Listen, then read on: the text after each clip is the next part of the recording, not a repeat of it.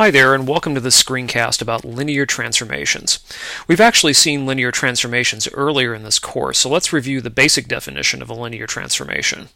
A linear transformation from Rn to Rm is a function which we'll call t that accepts vectors from Rn as inputs and produces vectors in Rm as outputs, and it does it in such a way that two properties are satisfied.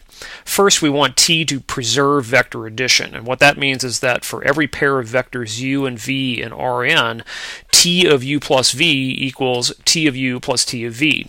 In other words, adding vectors and then evaluating into the function gives the same result as putting vectors into the function first and then adding afterwards. We also want a linear transformation to preserve scalar multiplication, which means that for any vector u and scalar c, t of c times u equals c times t of u. So in other words, rescaling first and then evaluating into t gives the same result as evaluating into t and then rescaling afterwards. Now, the main point of requiring these two properties to hold is that a linear transformation would then preserve linear combinations. If a vector w can be written as a linear combination of u and v in the domain using a certain pair of weights that we'll call c and d, then the image of w, which is what we get after we put w into the function, is a linear combination of the image of u and the image of v using the same weights. That's important, and the same is true if there are more than two vectors involved in this linear combination. This, in fact, is maybe the most important point about linear transformations, and you should watch for it to show up again later. So now we're going to reintroduce this concept with a little more abstraction. Rather than just use Rn and Rm, we're going to think about linear transformations that involve sets that quote-unquote act like Rn and Rm, but are not really Rn and Rm. And we're referring to vector spaces, of course. And so here's our modified definition. So a linear transformation from a vector space V to a vector space W. And again, this could be anything. It could be Rn or Rm, or say the space of polynomials or a space of solutions to a differential equation or whatever, is a function that assigns to every vector x in V a vector t of x in W, such that t of u plus v is t of u plus t of v. That's preserving vector addition, and t of c times u is equal to c times t of u, and that's preserving scalar multiplication. In other words, we want a linear transformation to behave just like it always has by preserving vector addition and scalar multiplication, only this time the quote-unquote vectors can be anything from any vector space, not just actual vectors in Rn.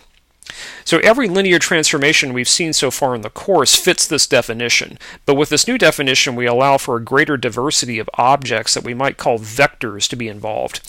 To get a sense of why this approach is useful, let's look at a little example here. So back in an earlier screencast, we noticed that there is a strong similarity between sets of polynomials and sets of vectors. For example, P3, that's the vector space of polynomials whose degree is 3 or less, is structurally very similar to R4. And we can make that similarity rigorous by defining a linear transformation between those two spaces, a correspondence or a way of getting from one to the other. So let's define the following function t, whose domain is P3 and whose codomain is R4. Now notice importantly that the domain here is not a set of actual vectors in Rn like we've been used to so far, but an abstract vector space whose elements, quote-unquote vectors, are polynomials. This function is going to have polynomials as its input and a vector in R4 as its output. Of course, just defining the domain and codomain isn't enough, though. I need to tell you how this function actually works, and here's how I do want t to work. If I take any polynomial from P3, it's going to look like this, a linear combination of non-negative powers of a variable. Now I want t to map this polynomial to the vector containing its coefficients. That's the definition in general. An example would be if I looked at t of the polynomial 1 plus t minus t squared plus 2t cubed, the output should be the vector 1, 1, negative 1, 2. Likewise, if I plugged in 5t cubed into t, I should get the vector 0, 0, 0, 5 out because the coefficients on the constant, linear, and squared terms are all 0. So this is a perfectly fine function, but is it a linear transformation? To do that, we're going to need to prove that both the properties of a linear transformation are satisfied in general here. So first of all, does t preserve vector addition? To show this, I need to take two polynomials from P3, any two, and show that if I add them together and then put the result through t, I get the same result as if I put them through t first and then added later. So let's choose two random polynomials from P3, and they're going to look like this. If I add them together, I get this. Then if I put that result through t, I get this vector. Now, on the other hand, let's run those polynomials through t first and to get this. Now add the result together to get this. These two vectors are equal, and so t preserves vector addition. Secondly, does t preserve scalar multiplication? Now to show this, I need to take a polynomial from P3 and a scalar and show that rescaling followed by evaluation into t gives the same result as evaluation into t followed by rescaling. So again, let's choose a random polynomial from P3 that will look like this and a random scalar that we'll call k. Multiplication by the scalar gives this, and then evaluation into t gives this vector.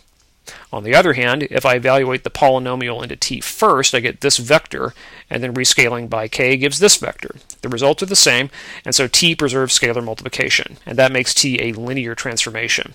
In the next video, we'll look at another example of a linear transformation.